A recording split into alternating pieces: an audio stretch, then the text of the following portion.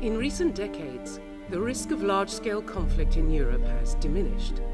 Ethnic tensions, however, remain a major source of violence. To address the emerging security issues after the fall of the Berlin Wall and the subsequent independence of many states, the Organization for Security and Cooperation in Europe created the post of High Commissioner on National Minorities. We know that inter-ethnic tension can lead to violence, that can lead to war, actually. That was the whole raison d'etre for the establishment of my institution in 1992. We had wars in the Balkans, new types of wars, not starting with the governments declaring war, but with inter-ethnic tension in one country, and then moving into a region, and then moving wider. On the 5th of July 2007, the OSCE appointed Ambassador Knut Vollebæk, a former foreign minister of Norway, as the High Commissioner on National Minorities. Part of his work is to visit OSCE participating states at risk of ethnic conflict. The first High Commissioner, Max van der Stoel, started working with Georgia in 1997. The second, Rolf Ekéus, developed this relationship further. The current High Commissioner has visited Georgia 11 times. Following the recent elections, he returns. This trip has different aspects. One is, of course, to meet with the new government, both to tell them about myself and my institution and the work we have been doing, to make them aware of that we have been involved in this country for a number of years, explain why, so that we also can have an acceptance from them and kind of an ownership to this from the authorities' side, and hopefully a close cooperation, because there are a number of issues that we need to follow up. Using quiet diplomacy, which involves supporting governments behind the scenes, the High Commissioner's mission is to identify and seek early resolution of ethnic tensions that might otherwise endanger peace and stability in OSCE participating states.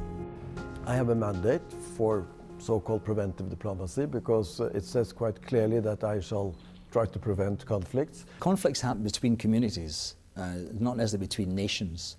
And if you can make those groups be part of a bigger, then the likelihood of conflict is lessened. Because of this new type of war that comes out of ethnic conflict, this institution was established in order to detect this, so to say, at an early stage. The High Commissioner works to decrease the risk of conflict by identifying and addressing the root causes of ethnic tensions, such as a lack of knowledge of each other's language and culture. To help bridge inter-ethnic misunderstandings in countries like Georgia, education is one of the focus areas of the High Commissioner. I think education is fundamental for any society in any country. It's really state building. If you don't have an education system that functions, you will have problems sooner or later. And this goes for the basic education that we all need. But in countries which are divided through ethnic groups, I think it's also so important to find some kind of a common denominator. Working as a third party, facilitating negotiations between the authorities and national minorities, and sometimes with neighbouring states as well, he has to be impartial, work in confidentiality, and promote cooperation. In my case, then, they wanted this institution to be more of a kind of an assistance to the governments, I would say, that we should actually address issues and work with the governments. We try then to explain that it is in their self-interest to work with all sections and segments of their society in order to have a cohesive and stable society. Situated in the heart of the European continent with a population of 4.4 million, Georgia is the home of many national minorities, the two largest groups being the Armenians and the Azerbaijani. Although they represent just 12% of the total population, they are densely settled in regions like Samtskhe-Javakheti and Guemo-Kartli. Because they border Armenia and Azerbaijan, the local populations can feel closer to people in neighbouring countries with whom they share a common language and culture. I think Georgia is a fascinating country, but it is a country with many challenges at the same time. Challenges because of the political situation, and also challenges because of the ethnic composition. One of the issues in Georgia has been that development's taken place in many places, and some of these areas have missed out because development's passed them by. These areas where national minorities are present, they find it very difficult to get into legislation, to get into executive, to get into political parties, for example, because language barriers and other constraints. The biggest problem in recent years was a complete alienation. Just talking about physical things, there was no road. People who lived there, they could hardly feel what was the country they were living in because of the lack of transportation, lack of any connection, virtually any connection with the rest of the country. Азербайджанцы, граждане Грузии, которые проживаем здесь. Ничего не знаем, только русское немножко. В наше время, я сам кончил азербайджанскую школу, в наше время не так учили грузинский язык. Не было интереса. В школах, например, я расскажу, здесь были военные тоже. Вот их дети ходили вместе с моим сыном в школу. А их грузинский язык не интересовал этих военных. The Russian language had an important role during the Soviet Union.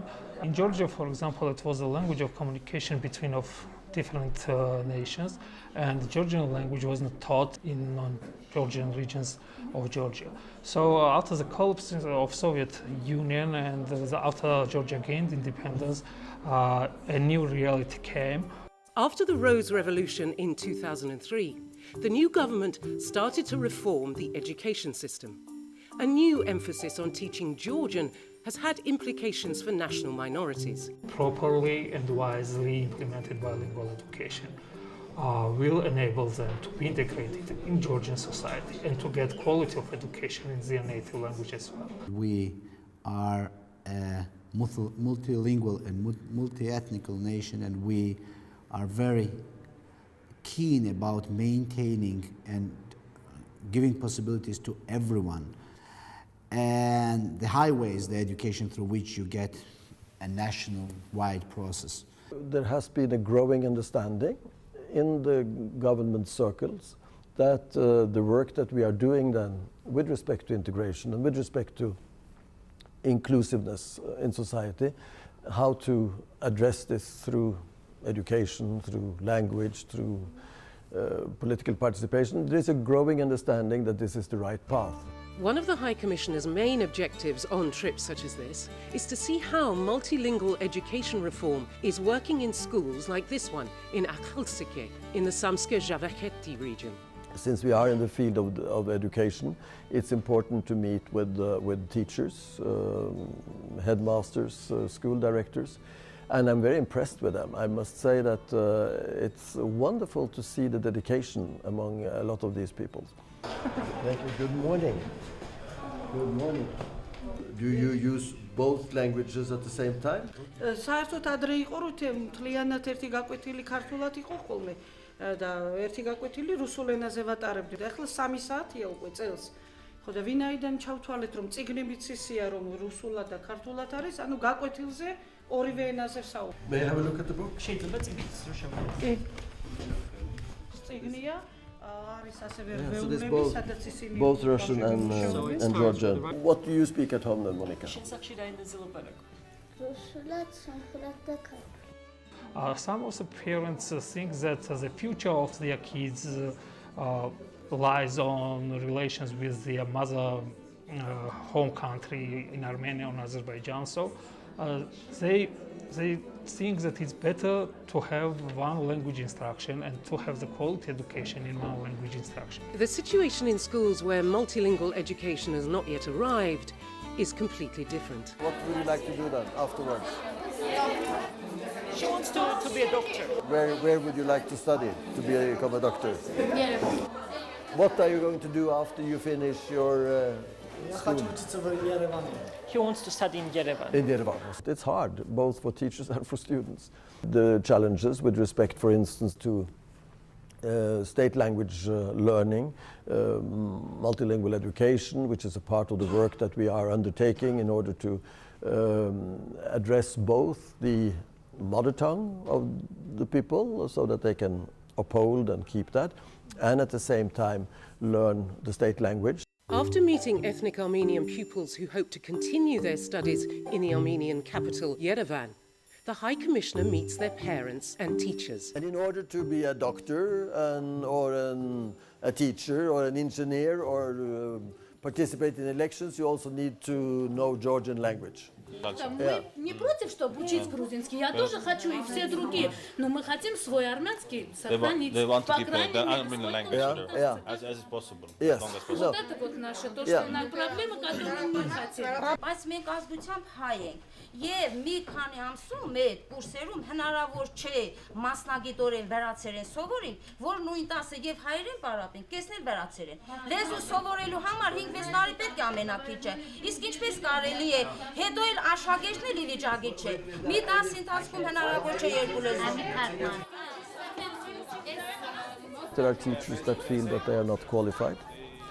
And that's why I think it is important for the government to, yes, have a clear policy, a clear dedication, but to do this in cooperation with the teachers and the parents and the students, because otherwise you can have very negative reactions to this work. But it's also then important that I manage to leave them with the impression that we are here to help, and that this is something that is not going to undermine their positions as teachers, nor their society, nor their ethnicity or culture, but that we can add something to their situation. The High Commissioner has been promoting and supporting multilingual education in Georgia for over 10 years. In 2008, the government committed to introduce multilingual education reform. The teachers, most of them cannot speak state language. It means that they are not able to teach bilingual, so they are afraid to lose their jobs.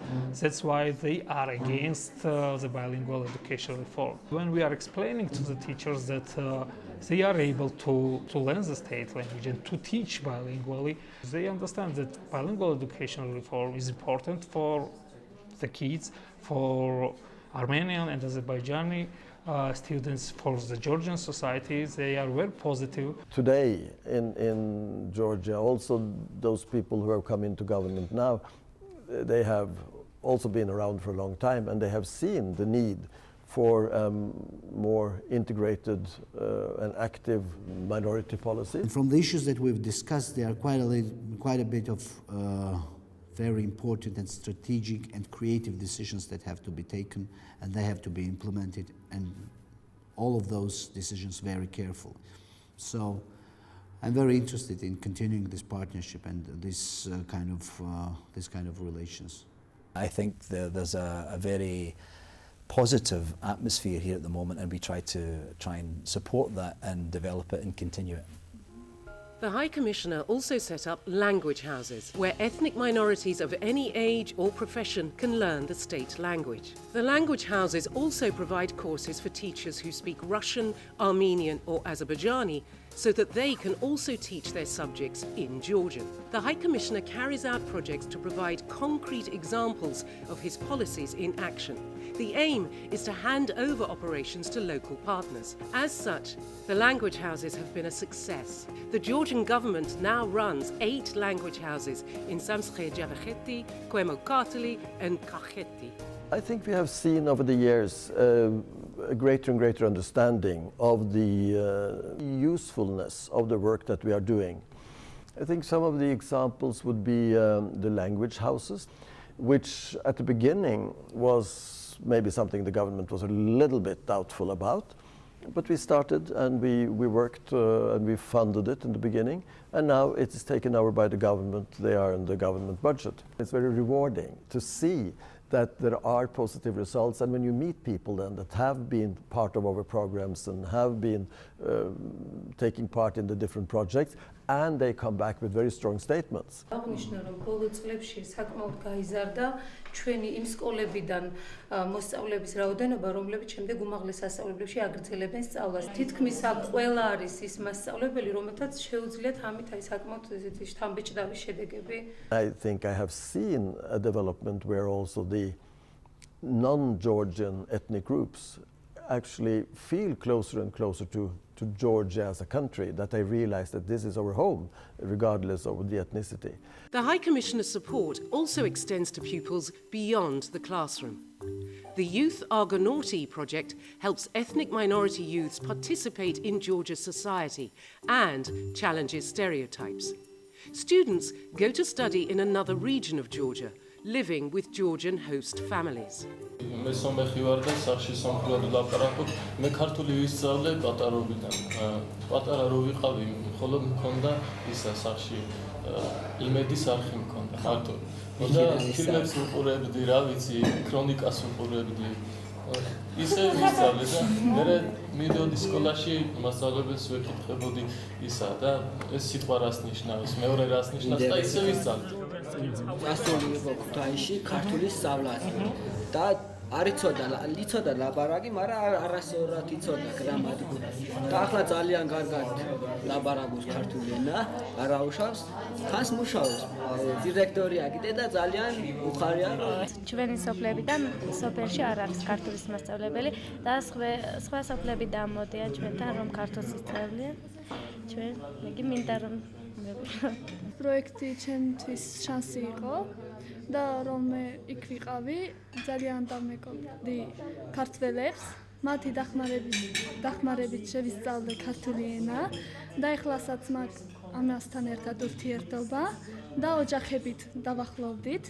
I think the youth have to be developed in such a way they become the representatives of society, and then they become the next generation that becomes more mainstreamed into Georgia proper. And I think that's probably one of the best ways forward.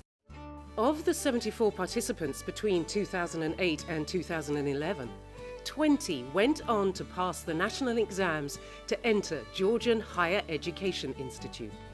By default, the ethnic Armenian population, as well as Azeri, but for this purpose Armenian, was excluded from the process of the higher education. Because of lack of knowledge of Georgian, they were losing in competition. იყო ქართული ენის სწავლა. ანუ კვირაში 2-3 საათი ჰქონდათ ქართული ისა გაკვეთილების საათები და ეხლა უკვე ყოველ დღე, თითქმის ყოველ დღე თან დღეში 2 საათი აქვთ ქართული ენის გაკვეთილი. We have a system that minorities from those areas compete with each other and in their in this case in Armenian language, and then they have and are enrolled in universities based on the scores without the Georgian language test, and then they are given extensive Georgian learning, and it has given us initial good results about huge hike in number of residents from there getting to Georgian universities. It's very important for us that we have learned Georgian. I'm in Georgia, I'm in Tbilisi, and it for me very important. ეს პროექტი ძალიან მნიშვნელოვანი იყო, იმიტომ რომ ჩვენ გვქონდა კონტაქტი ქართველებთან და მე თავად ისე ვისწავლე ქართული. ჩემი აზრით მართალია საქართველოს სახელმწიფო ენა არის ქართული, მაგრამ ქართული ენა არ უნდა ვისწავლოთ მშობლიური ენის ხარჯზე. აქ რომ სწავლობ ქართულ ენაზე, ეგ სულაც არ ნიშნავს, რომ ჩვენ უნდა დაგვავიწყდეს, რომ ჩვენ სომხები ვართ. Georgia is to be linguistically integrated into all the global processes that are happening in Georgia. You have to know your ethnic language, which is part of your culture. You have to know Georgian to be integrated into Georgian nationwide processes, and you have to know English at the same time to be integrated into global processes. Now, what we try is, of course, to make this a government's policy. We would like to have them involved from the very beginning. That's why we, for instance, we offer experts to the Ministry of Education. We don't do it for them, but we offer them some assistance, but embedded in the ministry.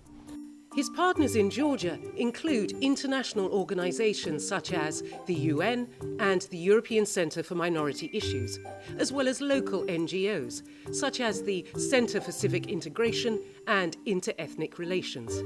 The government is fundamental when it comes both to legislation and when it comes to implementation of the laws. I mean, we need both a top-down and bottom-up approach. Because government has to show the will, be willing, and move forward, because they have the tools to do this. But at the same time, then you need also a receptive audience, so to say, a reception on the ground.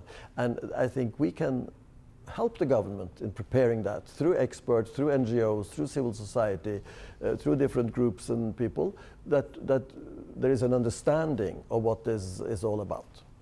Our achievement is that, for example, in 2005 we developed a national curriculum for Georgian as a second language. We started piloting the project of bilingual education, and together in close collaboration with the OSCE High Commissioner on National Minorities, we achieved that ministry decided to have an affirmative action policy for higher education admission system in Georgia. So all these activities facilitated the process of civil integration of ethnic minorities in Georgia. As Georgia enters a new phase of its political life under new leadership, what is the future for multilingual education? I have to implement some kind of mechanism to prove to those who are concerned that Georgian is the national language, which is not pushing them towards different identity, which is simply opening broader possibilities.